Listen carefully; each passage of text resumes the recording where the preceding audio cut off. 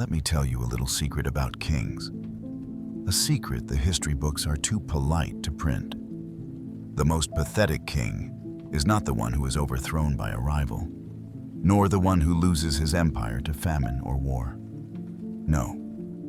The most pathetic king is the one who is still wearing the crown, sitting on the throne, yet is despised by his own court, not with the hot fire of rebellion, but with the cold, damp pity one reserves for a stray dog begging for scraps. He isn't hated.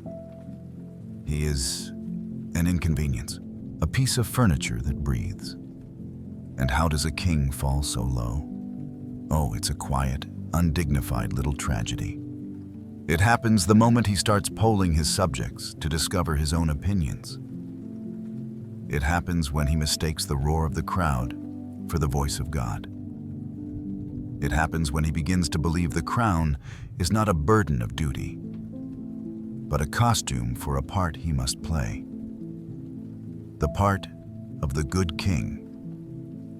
You've played this part, haven't you? The lights are low. The air is thick with the ghost of her perfume and the promise of something. You lean in, a mask of studied sincerity carved onto your face. You've read the books, you've listened to the podcasts, you've become a scholar in the art of her approval. You are attentive, you are validating, you are a flawless mirror, polished to perfection, reflecting back every flicker of her desire, every shadow of her mood. You have sanded down all your own rough edges, silenced your own dissonant instincts, and flattened your own soul into a smooth, agreeable surface upon which she can comfortably rest. You have made yourself safe, and in this safety, you believe you are building a temple to her. But you are not. You are digging a grave, and you are digging it with a silver spade of your own making. There's an old, cruel piece of folklore, whispered in the Carpathian foothills, about a creature called the Vantawasa, a wind spirit. It doesn't steal your breath or your cattle. It does something far more insidious. It promises a man the heart of the woman he desires, and in exchange, it asks for his shadow. A small price, the man thinks. What good is a shadow? So he agrees. The next day, the woman sees him in the full light of noon, and she smiles. But as he walks towards her, she notices something is wrong. He seems flat, transparent. He casts no shade. He has no depth. He is all light, all presence, all for her. And a primal revulsion, older than reason, crawls up her throat. She doesn't see a lover. She sees a specter, a hollow man. She recoils not in fear, but in a profound biological disgust. You are the man with no shadow. Every time you say, "Whatever you want to do is fine with me," you shave off a piece of that shadow. Every time you swallow your own dissent, your own strange and jagged opinion, to maintain the perfect, placid surface of the relationship, you become a little more transparent. You think you are offering harmony. What she feels is the chilling emptiness of a man who has no internal gravity, no world of his own. You are in satellite, and a satellite doesn't inspire passion. It inspires a detached scientific curiosity, which is the cousin of pity. This isn't a conscious calculation on her part. Oh no. That's the truly exquisite torture of it all. If you asked her, she would say she wants a kind man, a supportive man. She consciously desires the very qualities you are performing with such desperate, sweat-soaked virtuosity. But the body keeps a different score. The psyche, that ancient subterranean beast that Carl Jung tried to map, does not trade in the currency of polite society. It trades in archetypes, in power, in substance.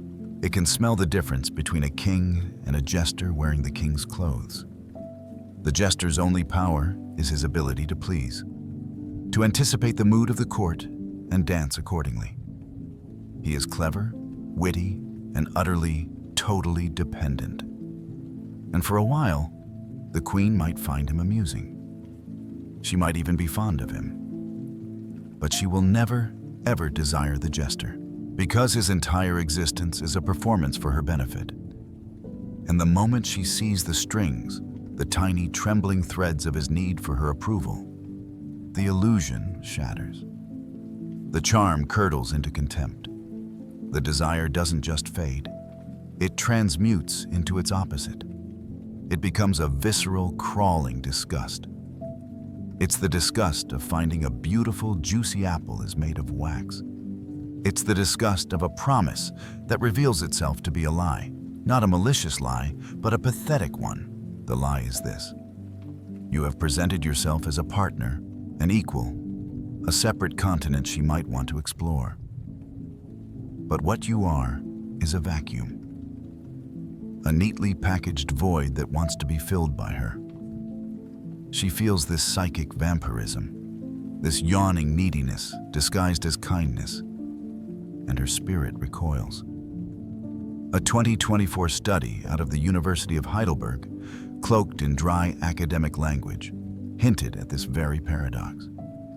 They called it authenticity congruence bias in long-term mating. They found that while stated preferences in partners lean towards high agreeableness, subconscious markers of attraction, tracked through galvanic skin response and microexpressions, were irrevocably tied to partners who displayed high internal coherence, even when it led to conflict. High internal coherence. That's the scientist's sterile term for having a fucking soul, for having a shadow. So here is my question for you, Seeker. The next time you are with her, and you feel that familiar urge to smooth things over, to agree, to become the perfect, frictionless surface, I dare you to do the opposite. Not to be cruel, not to be a contrarian, but to simply exist. To state your own truth, your own preference, your own strange and inconvenient reality, as calmly as you state your own name. And tell me, as you stand there in the terrifying silence that follows, what feels more like love? The desperate applause you were chasing before? Or the solid ground you are finally standing on now, even if you are standing on it alone?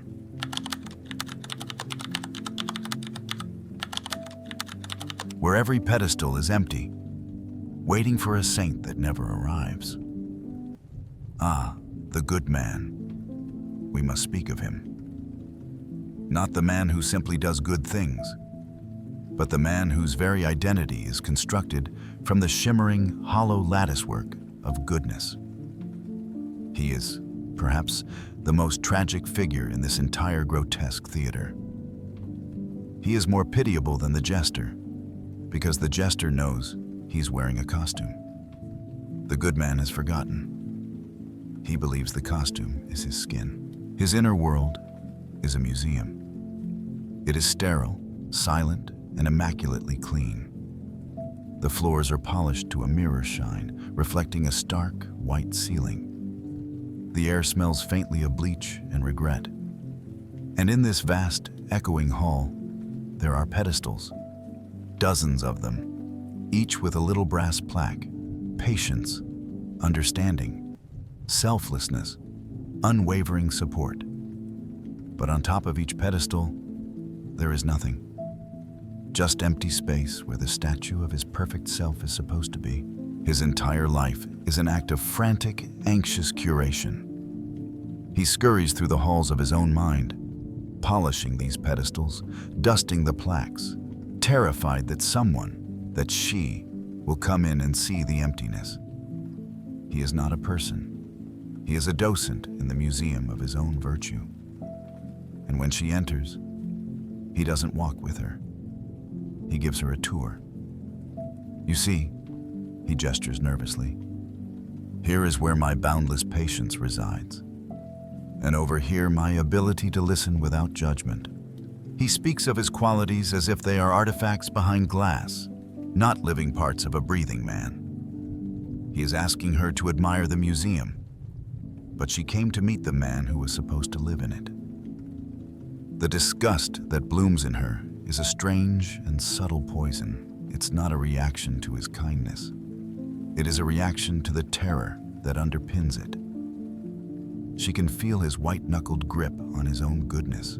She senses that his patience is not a deep flowing river, but a dam holding back a flood of resentment. His understanding is not empathy. It is a script he has memorized. His selflessness is not a gift. It is a desperate negotiation with the universe to prove he is worthy of love. He is terrified of his own shadow. So terrified, he pretends it doesn't exist. He has locked the basement of the museum and thrown away the key.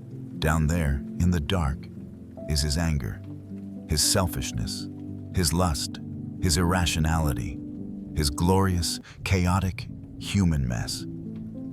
And because he will not descend into his own basement, he has no foundation. He is a beautiful, pristine facade built over a sinkhole. Kierkegaard would have diagnosed him instantly. He is the ethical man, trapped in the universal. He lives his life according to a set of external, socially approved rules for how a good person behaves. But this is a prison. It is a way to avoid the terrifying, dizzying freedom of the individual, the knight of faith who must make his own meaning, who must sometimes act in ways that are absurd to the world, because his command comes from within. The good man has no within. His only command is the fear of being judged as bad. There is an old Northern European fable about a town that was so afraid of the forest monsters that they built a perfectly smooth, perfectly white circular wall around their village. No cracks, no gates, no imperfections. Inside, everything was orderly, safe, and clean. They had banished the chaos of the wild. But they soon discovered they had also banished the hunt, the herbs, the river, the very source of their life. In their flawless, virtuous sanctuary, they starved to death. Their goodness became their tomb. Your goodness is your tomb. She can smell the decay through the marble. Modern psychology is finally catching up to this ancient wisdom. They have a sterile name for it, of course. A 2023 paper on relational dynamics called it virtue rigidity. It described how individuals with a highly moralized self-concept often displayed extreme fragility when confronted with criticism. Their goodness wasn't a source of strength, but a brittle shell. When a partner would inevitably push against it, it wouldn't bend. It would shatter into a million pieces of defensiveness and blame. She isn't rejecting your virtue. She is recoiling from your fragility. Nature, in its brutal wisdom, despises weakness that masquerades as strength. She will test the walls of your museum, not consciously, but her own chaotic, vibrant, alive self will lean against them. She will have a bad day and be unreasonable. She will have a dark thought and confess it to you. She will be messy and imperfect, and she will be watching not to see if you are good, but to see if you are there, to see if there is a man inside the museum, or just an anxious ghost polishing empty pedestals. When you meet her darkness, not with your own, but with a sermon from the plaque of understanding, she feels profoundly, utterly alone. You are not with her in her darkness. You are shining a harsh, sterile museum light on it, trying to classify it, clean it up, and put it behind glass. That is the moment respect dies, not with a bang, but with a quiet, echoing silence in the halls of your perfect, empty heart. So I will ask you a riddle. Pay attention. I have 1,000 rules, but no compass. I offer sanctuary, but am a cage. I shine with virtue, but have no warmth. The more she worships me, the less she respects the man who kneels. What am I? It is the goodness you are so proud of.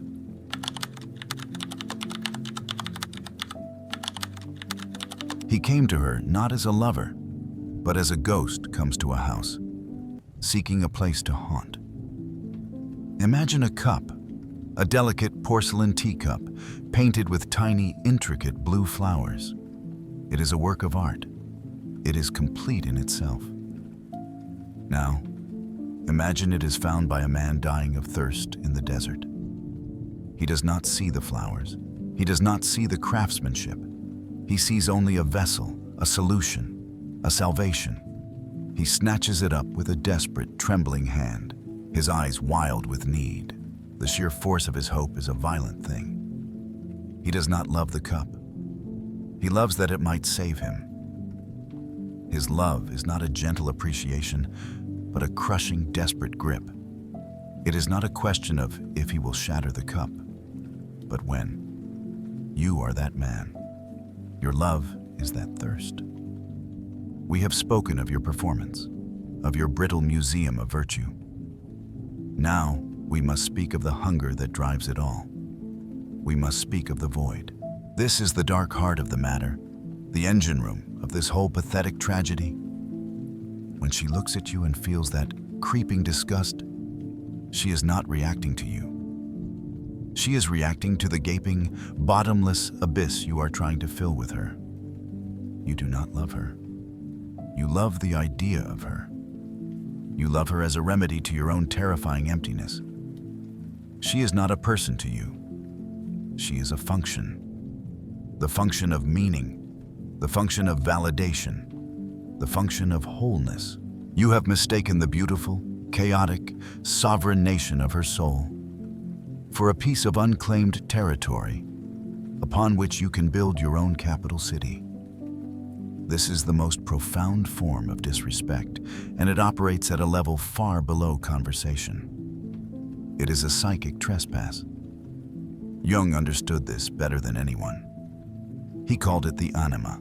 For the man who has not done the agonizing work of looking inward, of integrating the feminine, creative, chaotic parts of his own soul, the anima remains a terrifying, unconscious force. He cannot find it in himself, so he projects it onto a woman.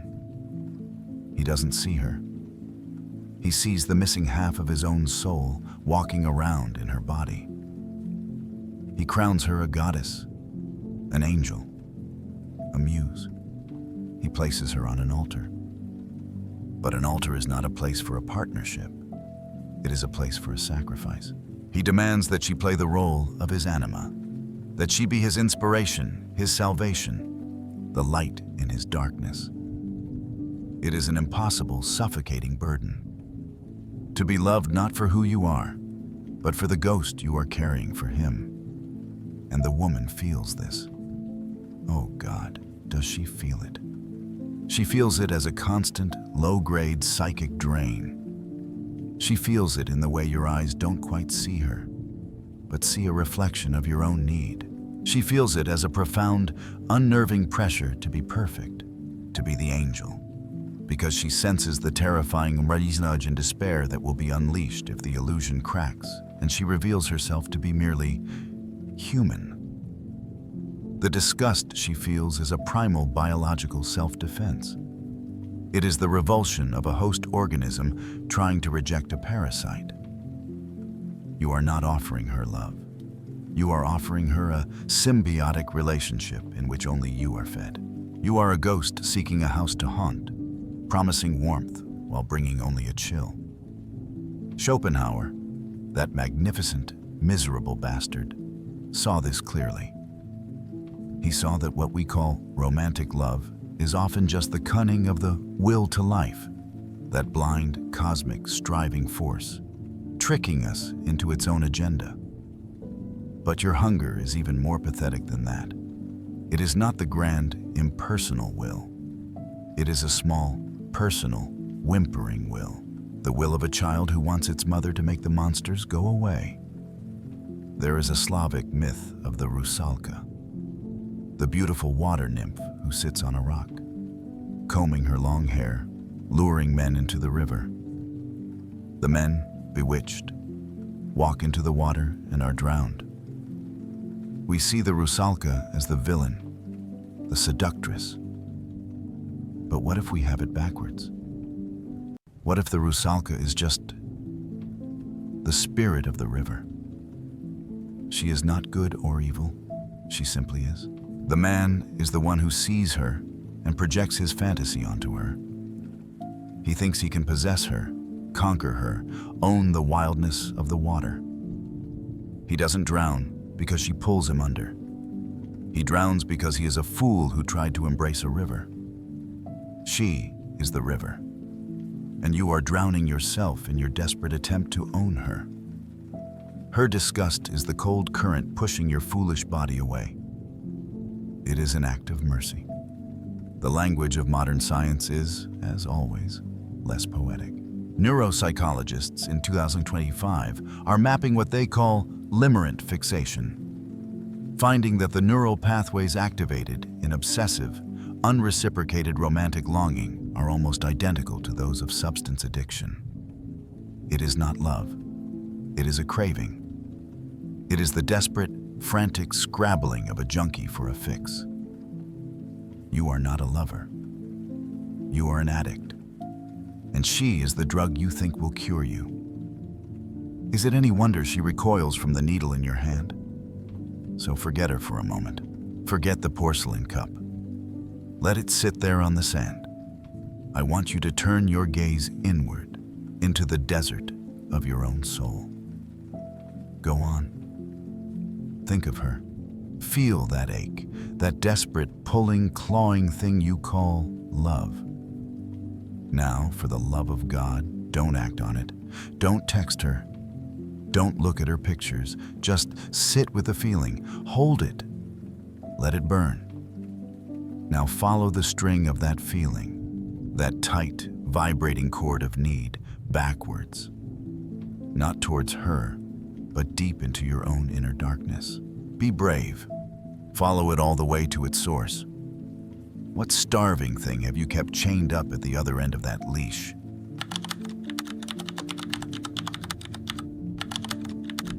Only when the mask cracks does the real face have a chance to breathe. I'm going to tell you something they will never tell you. Not your friends, not your therapist, not the culture that sells you packaged solutions for your pain. The most important, most liberating moment of your life will not feel like a victory. It will not be a moment of triumph.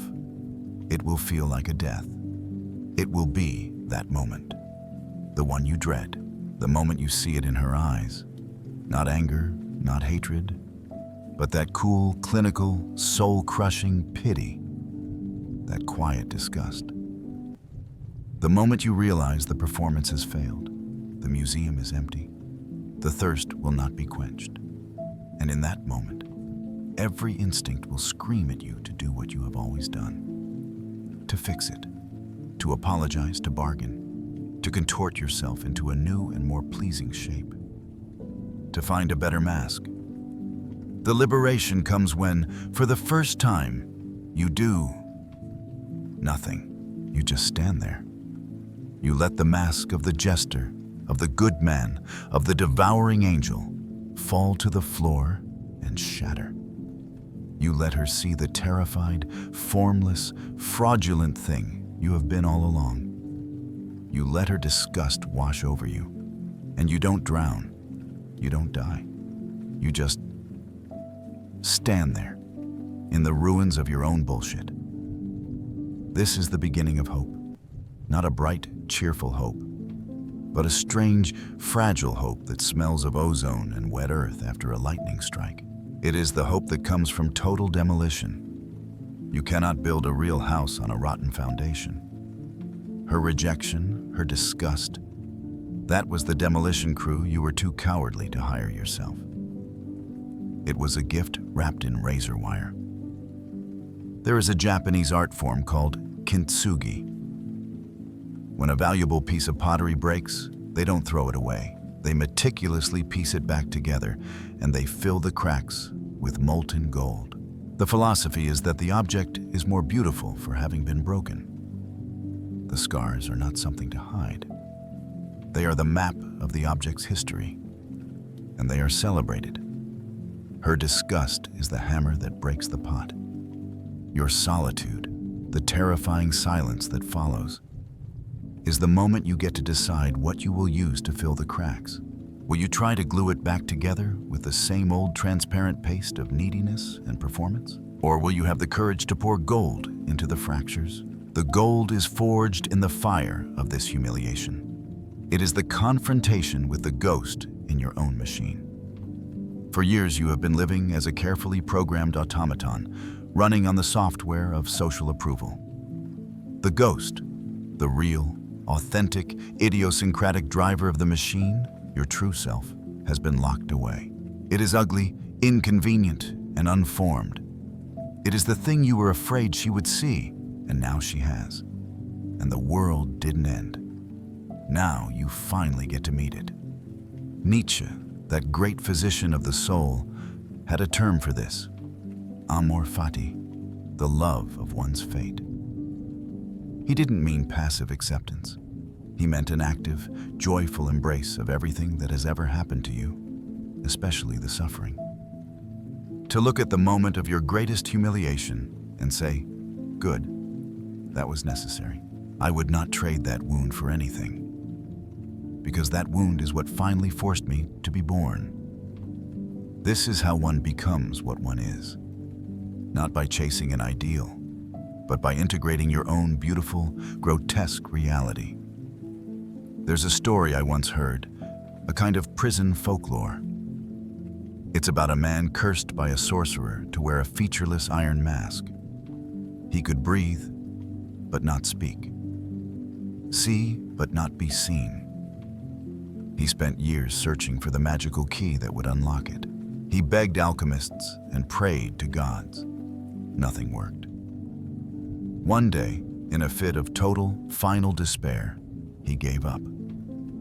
He ran headfirst into the stone wall of his cell, seeking only oblivion.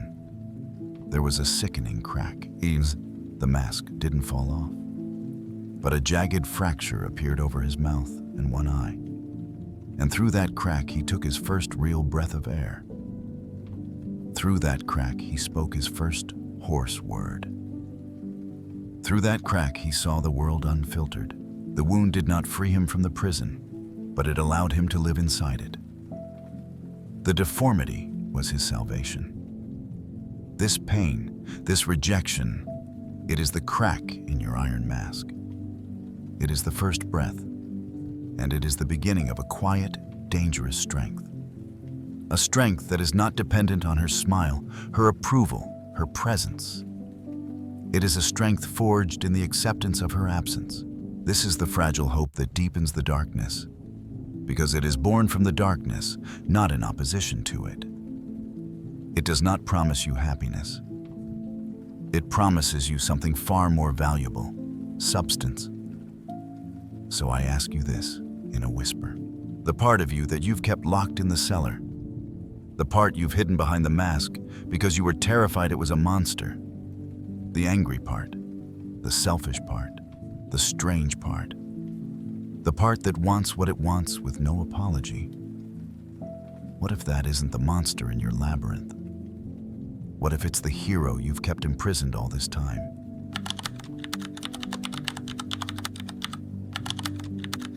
Its light is not for drawing ships to a safe harbor, but for illuminating the beautiful, dangerous rocks they must navigate alone. The man I was, he drowned at sea, chasing a siren's song for me. I gathered up his washed-up bones and learned the quiet speech of stones. And from that wreck, I built a tower to mark the suicidal hour. The lonely light that now is mine is not a promise, but a sign. There is a final, paradoxical truth that no one will tell you about the wound of her rejection. You think the goal is to heal it, to close it up, make it a faint white scar, and pretend it was just a youthful folly. You think liberation is to become whole again, to be the man you were before, but smarter. This is the final, most seductive lie. You will never be whole again, and thank God for that. Wholeness is a myth for children. The broken bell is the one that rings with the most interesting timbre. The sacred wound does not heal. It becomes a new organ. It becomes a new way of seeing the world. You do not recover from it. You learn to live through it. This is the strange liberation at the end of the chase. You stop chasing her, not because you have mastered some new technique of seduction, and not because you have soured on love. You stop chasing because the chase itself was a symptom of an illness you no longer have. The illness was the belief that your wound was a flaw that her love could fix. Now you understand the wound is not a flaw. It is a credential. It is the mark of a man who has been to the underworld of his own psyche and returned. It is the graveyard upon which you build your lighthouse. And what is this lighthouse? It is your integrated self.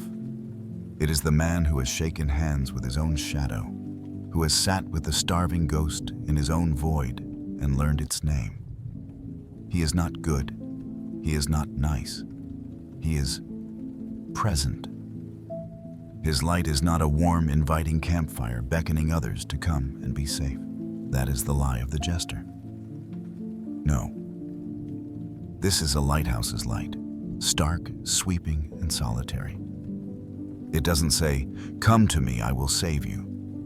It says, "Here are the rocks. Here is the coastline. Here is the danger. Navigate your own ship.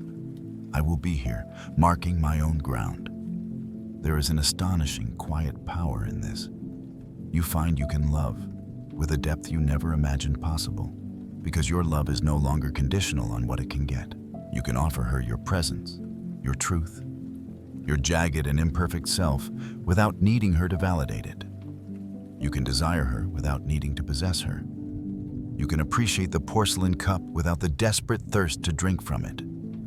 Your love ceases to be a negotiation and becomes a gift given freely with no expectation of return, because your own survival no longer depends on it. Paradoxically, this is the very quality that inspires true, deep, lasting respect.